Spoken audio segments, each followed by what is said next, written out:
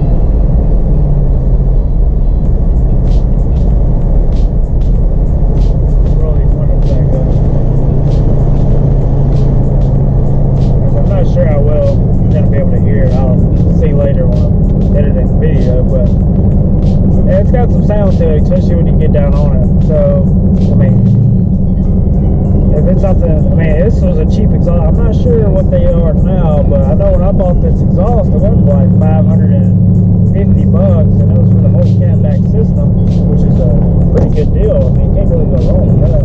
So, I mean,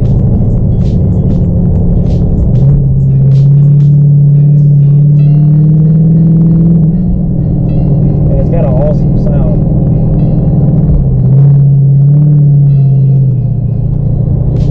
To be able to hear my car on the inside. And a lot of people don't like that. I don't like a lot of just noise, where it just overwhelmingly, but I like to at least hear a little bit of it. I mean, what's the point of having an exhaust if you can't even hear it? So this exhaust right here will give you enough to where you can hear it inside, but it's not like if you got a bunch of people in the car and you want to have a conversation where you can't talk to somebody here. Well, in these cars, anybody knows, anybody sitting in the back seat, you damn near gotta just yell to them, because something, it seems like there's a barrier right here. Nobody in the back seat can hear what the driver or the person in the passenger seat is saying. I don't know why, but it's just like that. So, like I said, this exhaust right here, the way I got it set up, I mean, can't really. I'm going to tell you now, guys, there is nowhere to turn around unless you have a four-wheel drive. I mean, this road right here, I haven't been down here in a while, so this road right here ain't a joke. This car rides pretty good, don't get me wrong, especially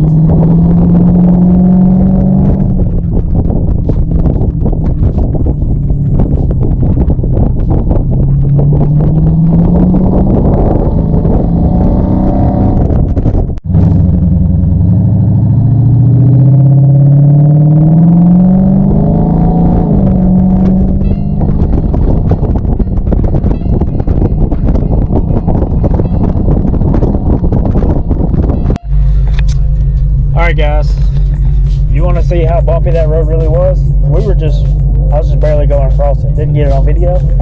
Look at this.